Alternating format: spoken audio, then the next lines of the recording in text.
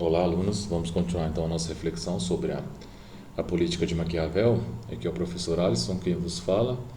Eu terminei a última aula falando sobre duas ideias centrais que, de certa forma, o Príncipe traz, né? A obra magna de Maquiavel, que seria, a grosso modo, como que nasce uma ciência política moderna a partir de Maquiavel. Nós vamos aprofundar essa temática agora, em alguns pontos. E como, de certa forma, ele é um receituário de como o príncipe deve conquistar e manter-se no poder. Mas antes de aprofundar essas questões que eu citei na última aula, eu queria desmistificar dois pontos que é muito forte do pensamento de Maquiavel, que eu vou dar prosseguimento agora.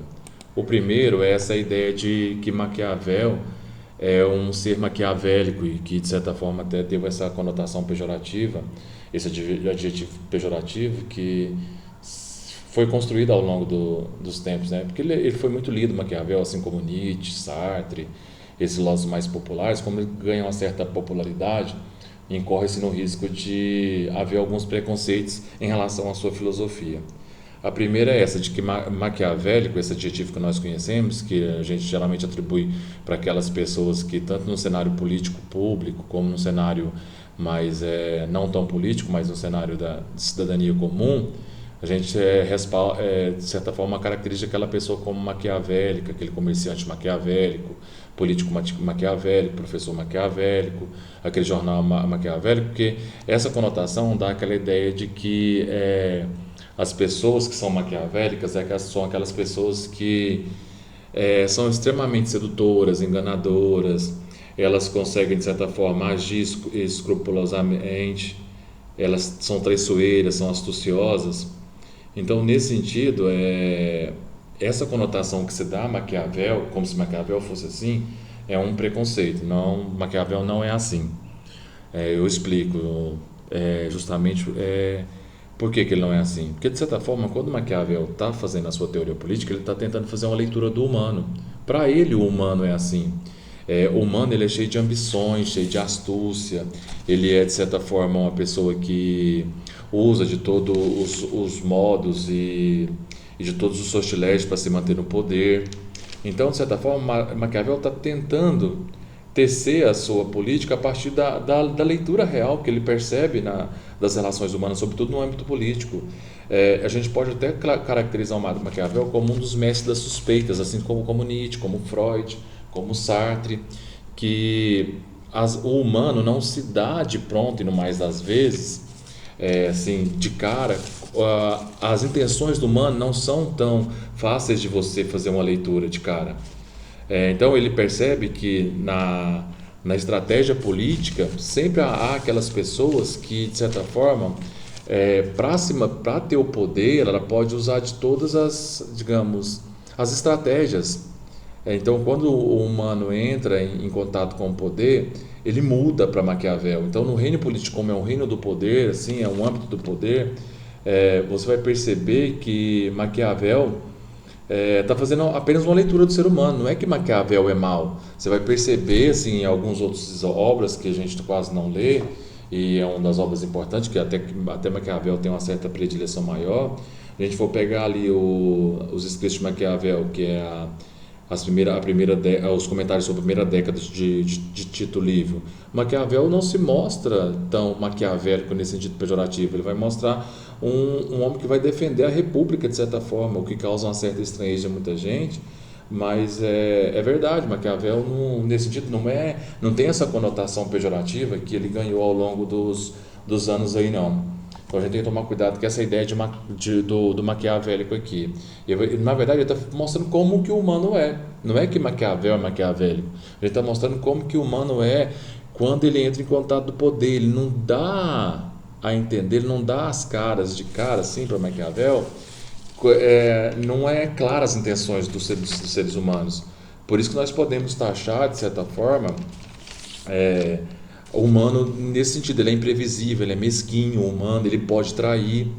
E até para corroborar essa ideia que eu estou falando para vocês, Napoleão Bonaparte foi um grande leitor de Maquiavel. Acho que eu comentei com vocês na última aula isso.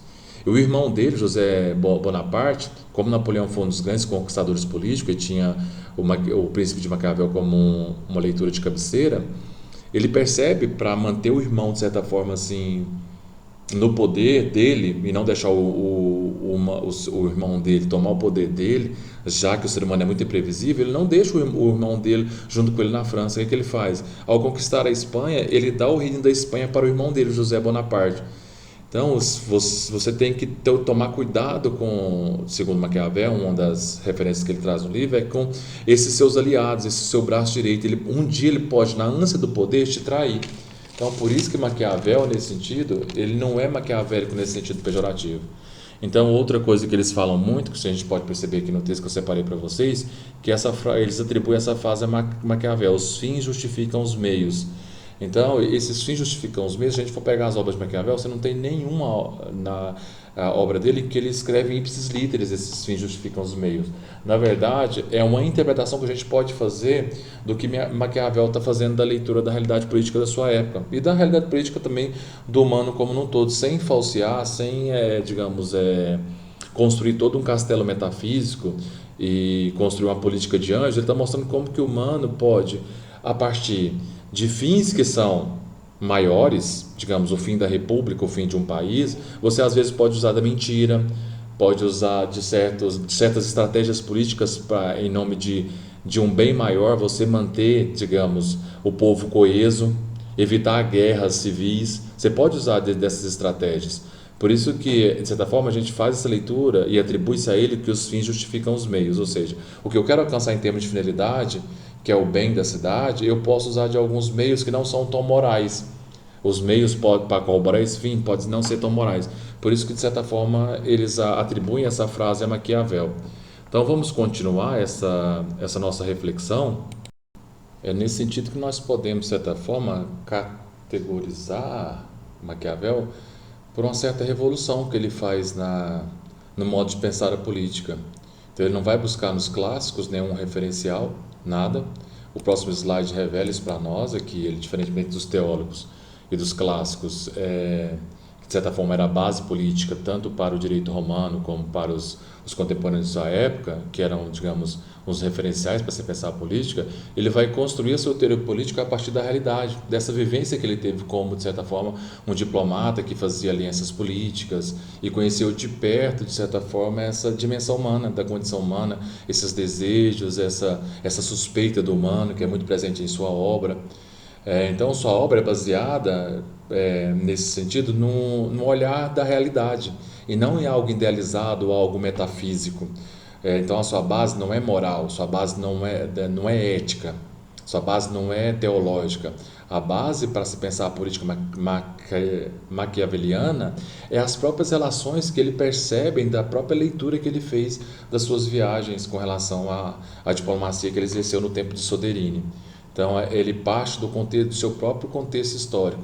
Por isso, nós podemos pensar Maquiavel como um dos grandes, digamos, contemporâneos desse viés de pensar uma política. Não uma política baseada em um fundamento metafísico, ético ou muito menos religioso, mas uma política pensada a partir das condições humanas, das relações humanas que ele percebe.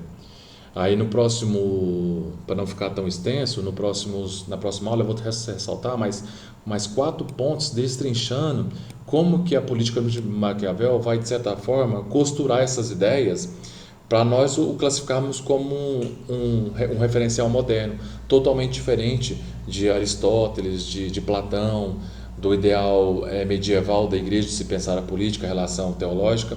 Então no próximo vídeo eu vou dar continuidade a essa ideia.